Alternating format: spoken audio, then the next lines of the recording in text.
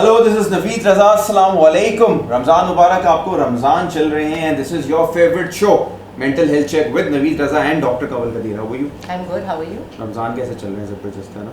मुश्किल है थोड़ी। मुश्किल है, गर्मी है, कोविड है और हालात टाइट हैं लोगों के।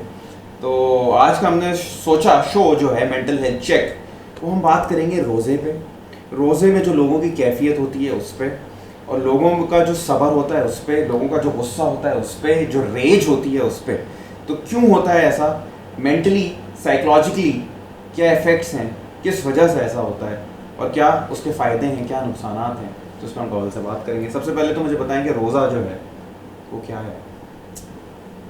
वैसे कहते हैं कि फिजिकल चीज़ को कंट्रोल करना ज़्यादा मुश्किल होता है, ठीक है। पर मैं कहती हूँ रमज़ान में सो अमेजिंग कि हम किस तरह अपनी फिजिकल चीज़ें कंट्रोल कर लेते हैं, लाइक हंगर, थर्स्ट, जो हमारी बेसिक ड्राइव्स हैं।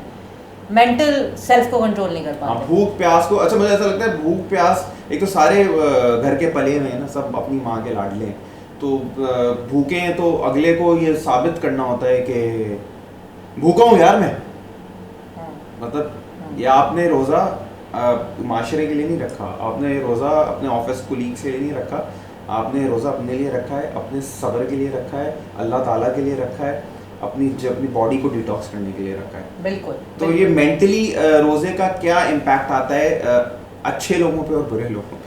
आई थिंक रोज़े का जो पॉजिटिव इम्पैक्ट है वो तो ऑफ कोर्स जो इंटरमिटेंट फास्टिंग अब तो throughout the world is a very important way to not only regenerate your body but also your mind. देखा, हाँ एग्जैक्टली। रोज़ा जो है, रोज़े से दुनिया भर ने सीखा कि इंटरमीडिएट फास्टिंग जो होती है उससे वेट लूज होता है। आप 2 मील्स खाते हैं और अच्छी खाते हैं, अपनी मर्जी की खाते हैं, और उससे आप वेट भी लूज करते हैं। बाकी आप 16 आवर्स 16 इस्लाम आवर्स ने फास्ट किस तरह से लोगों को हेल्प किया? बिल्कुल। वैसे पता है कहते हमारे बड़े बूढ़े कहते थे कि अगर आप रमज़ान को सही तरह से फॉलो करें, जिस तरह से करना चाहिए, तो it's actually a detox for the body for through out the year. अगर आप एक महीना ऐसे कर लें, जिस तरह अभी तक आप देखें लोग कहते हैं कि अगर आपको वेट गेन नहीं करना तो आप पूरे हफ्ते तो खाते हैं, एक दिन ऐसा करें जहाँ आप फास्टिंग करें। तो आप सोचें हम तो पूरा महीना फास्टिंग करते हैं, तो आपकी पूरे साल के लिए it should be like a good thing to keep your आपकी बॉडी हेल्दी रखने में, फंक्शनिंग इंप्रूव करने में, सारी चीज़ें। और मेंटली मुझे सिर्फ लगता है ना, मेंटली जो हमारा चैलेंज है ना, वो ये है कि हम पुराने वक्तों में तो रहते नहीं हैं, तो हमारा रूटीन वही रहता है और उसमें रोज़ा ऐड हो जाता है। हम अपने रूटीन को ऑल्टर नहीं करते रमज़ान के हिसाब से। ठीक है, हमारे मेजॉरिटी लोग जो है वो सहरी तक जागते हैं, जबकि सुबह ऑफिस जाना होता है, तो 1-1, 2-2, 3-3 बजे तक जाग रहे हैं, फिर सहरी में भी उठ रहे हैं, फिर सुबह। मुझे लगता है कि बहुत सारे लोगों का कॉन्सेप्ट होता है कि यार अभी सोएंगे फिर उठेंगे। कुछ लोगों को लगता है कि रमजान इज अ फेस्टिवल जिसे एंजॉय करना चाहते हैं, बैठे हुए टीवी नहीं नवी, कुछ लोगों को ये भी लगता है कि रोज़ा सो के गुजारना है, तो वो ऑफिस से आके सो जाते हैं। तो जब आप सो के ही 7 बजे उठेंगे अफ्तार से 5 मिनट पहले, तो फिर आप रात में दोबारा कैसे सोएंगे 10 बजे? It's nearly impossible. यही अगर आप 10 बजे सो जाएंगे और आप हाँ बीच में ब्रेक सहरी के लिए उठना तो पड़ेगा, बट आप वापस सो जाएंगे, उसके बाद आपकी 8 आवर्स की स्लीप पूरी हो जाएगी, तो आपको दिन में सोने की नीड नहीं मुझे होगी। ऐसा लगता है ये वाला जो हमने जो लाइफस्टाइल है ये अरब से इन्फ्लुएंस्ड होकर लेने की कोशिश की है कि उनके हर चीज़ दिन में बंद होती है, इफ्तार करते हैं, फिर बाहर निकलते हैं, दे हैंग आउट, दे वर्क, और रमज़ान को बिल्कुल इसी तरह से लेते हैं, सारी रात जागते हैं, सारा दिन सोते हैं। तो हम अरबी तो है नहीं ना, हमारे पास तेल तो है नहीं ना, हम तो अपना खुद ही कमाएंगे, खुद ही खाएंगे। बिल्कुल। तो आई जस्ट फील कि रमज़ान में इसीलिए लोग ज़्यादा लैक ऑफ स्लीप होती है, उससे ज़्यादा लैक ऑफ फूड से ज़्यादा लैक ऑफ स्लीप का इशू होता है कि लोगों की नींद पूरी नहीं होती रमज़ान में, और वो नींद ना पूरी होने की वजह से तो जो फ्रस्ट्रेशन, जो एंगर, फिर मुस्तकिल आप सोचे ना, नींद भी नहीं है, खाना भी नहीं है, तो फिर जो फ्रस्ट्रेशन है, और फिर गर्मी अलग है, और उसके अलावा फिर अगर आप जब आप इफ्तारी और सहरी करते हैं उससे भी रॉन्ग फूड चॉइसेस, आप वो फूड खाते नहीं है जो न्यूट्रिशियस होता है, बल्कि उल्टा आप वो वाला खाना खा रहे हैं जो कि आपको और फर्दर स्लो डाउन कर रहा है। समोसे, जी, तो आई थिंक ये सारी चीज़ें जो हैं वो रमज़ान में, और रमज़ान देखिए वो महीना था जहाँ लोग रोज़े रखते थे, फिर लोग जो है वो कुरान पढ़ते थे, नमाज़ें पढ़ते थे, इबादत करते थे। It's actually suppose to be an इबादत का महीना, जो कि कन्वर्ट हो गया है इनटू सहरी एंड अफ्तारी और खाने का पकाने का महीना। हमने बस उसके, और आई थिंक वो सोशल कॉन्टेक्स्ट भी उसका ज़्यादा है, दावतें इतनी होती हैं, मतलब बहुत सारी चीज़ें हैं। कोरोना है तो तरावी बरावी तो हो नहीं रही, वरना लोग तरावियाँ पढ़ने चले जाते थे, तो पूरा एक मतलब, लेकिन मुझे लगता है नाइट मैचेस होते थे। हाँ, पूरे घर में चेंजेस लाने की ज़रूरत है, जहाँ यूजुअली सब लोग रोज़ा रखते हैं उनके लिए आसानी ज़्यादा होती है, क्योंकि वाकई में फिर अफ्तार और सहरी बन रही होती घर में, बाकी थ्रू आउट द डे खाना नहीं बन रहा होता। लेकिन हाँ, रमज़ान वो महीना होता है जिसमें लोड बढ़ जाता है, for people who are not at home and also the people who are mentally but अच्छा जी कि मुझे बताओ कि आफ्टर इफ्तार लोग ऐसी क्या 2-4 चीज़ें करें जिससे दे फील रिलैक्स मेंटली और दे डोंट फील प्रेशर। अभी देखो होते हैं वॉक, एक होती है टहलना, यू नो वो टहलना इज जो मशकरी कर रहे होते हैं। हाँ, सबको इफ्तार के बाद टहलने जाना चाहिए, वॉक करने नहीं हो। कभी आपने खाना खाया, वॉक तो आप कर नहीं सकते, जस्ट लाइक अ स्ट्रोल आउट। आपके घर में बाहर वो जगह है, बच्चों को ले जाएं, बच्चों को भी खेलने दें, आप जाएं, कुछ मत करें, सब वॉक करें, ठीक है, वॉक पे जाएं और वापस आएँ। इस तरह से क्या होता है, जो आप रिलैक्सेशन कह रहे हैं ना इफ्तार के बाद,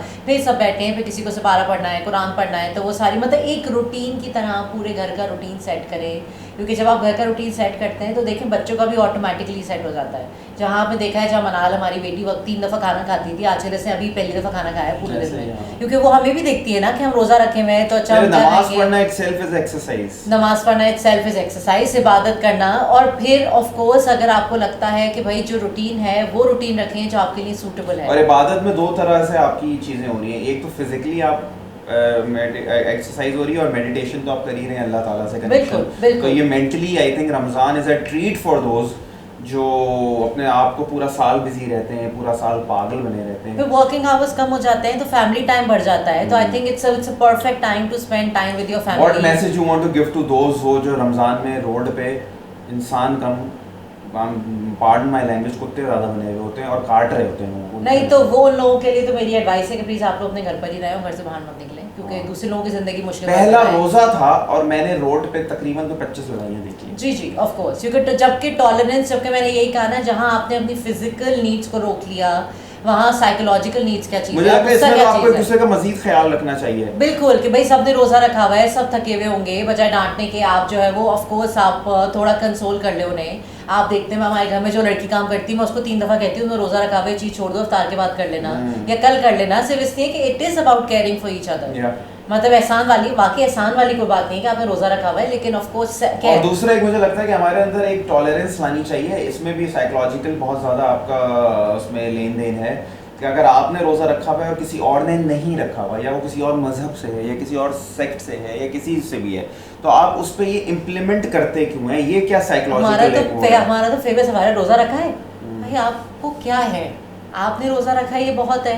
मतलब आपको ऐसा क्या, मतलब आप हमारे घर में अच्छा, आपने अगले से अगर सवाल कर लिया आपका है या नहीं, चले आप उसको उसके सवाल से केटर कर लिया कि चलें ठीक है, ताकि मैं रिस्पेक्ट के एलिमेंट से उसको देख लूं, क्यों नहीं रखा, हाँ, क्या हुआ, क्या हाँ, वजह थी, हाँ, क्यों ना, क्या मतलब क्यों बताऊं, तुम मेरे बाप हो, क्यों बताना है? आई थिंक इट्स जस्ट पर्सनल। जिस तरह नमाज, रोज़ा, सारी चीज़ें अच्छी फ़र्ज हैं, सबको पता होना चाहिए कि रखने चाहिए, लेकिन वी आर नोबडी टू जज। मुझे ऐसा लगता है कि आप इस महीने में लोगों के सामने खाएं पिए नहीं, अगला भूखा होता है, उसको स्मेल जाती है, ही अर्ज फॉर मोर फूड, लेकिन ऐसा नहीं है कि किसी को ज़रूरत है, कोई बीमार है, कोई बूढ़ा है, कोई बच्चा है, अगर वो आपके सामने खा रहा है तो आप उसको टोक ना दें, बच्चे इस तरह से मत खाओ सामने मेरे, हो सकता है उसको जरूरत हो यार। Tolerance, I think it's that's what the month teachers you. I think और ये हम पाकिस्तान में तो हम सबको बहुत ज़रूरत है टॉलरेंस। तो मेरे ख्याल से रमज़ान एक ऐसा महीना है जिसमें आप टॉलरेंस अपनी इंक्रीज करें, आप सब्र, ज़्यादा टाइम इबादतों में और कुरान पढ़ें, सुने। अगर पढ़ना आपको लगता है डिफिकल्ट है तो यूट्यूब पे पूरा कुरान है, हर तरह की सूरतें हैं, हर तरह की आयतें हैं, सुनो। क्यों हंसी किस बात पे आ रही है? अम्मी अभी कुरान शरीफ ही रखती है इसलिए हंसी आ रही है। अच्छा, हाँ देखें हमारे घर में भी एक्सरसाइज ये वाली चली रही है इस वक्त। तो कुरान का उसी वो पीछे रख रही थी कुरान। हाँ, तो रमज़ान इज़ अ मंथ जिसमें आप साइकोलॉजिकली अपने आप को रिलैक्स करें, इंजॉय करें, अपनी मेंटल हेल्थ बेहतर कर सकते हैं रमज़ान में स्पेसिफिकली, और एक दूसरे के रिस्पेक्ट करें, प्यार करें। रमज़ान महीना ऐसा है जिसमें एक दूसरे का ख्याल रखना, प्यार करना, और प्यार मतलब वो वाला नहीं कि आप मतलब एक दूसरे से नंबर मांगना शुरू हो जाए और कहें कि मैं आपसे प्यार करना चाहता हूँ, ये वाला प्यार नहीं करना है आपको। तो रिस्पेक्ट वाला, तो that was mental health check and today's episode was amazing. मज़ा आया रमज़ान के बारे में बात करके, फास्ट के बारे में बात करके। रोज़े रखते रहें और उस तरह का एक वो लोग भी होते हैं जो रोज़े रख के आगे लोगों को पास ऑन कर देते हैं। जैसे मुझे लगता है कि मेरे माँ बाप पूरे रोज़े नहीं रख पाते या मेरी नानी नहीं रोज़े रख पाती, तो हम लोग उनको वो रोज़ा कहते हैं कि हम जो आपके हमने रोज़े रखे हैं वो हम आपको दे रहे हैं, तो उसके लिए हमें ईद ही मिलती है, तो मज़ा आता है। तो that was today's episode of mental health check and अगले एपिसोड में आएंगे नए टॉपिक के साथ, आपसे बात करेंगे। अपना ख्याल रखिए, खुदा हाफ़िज़।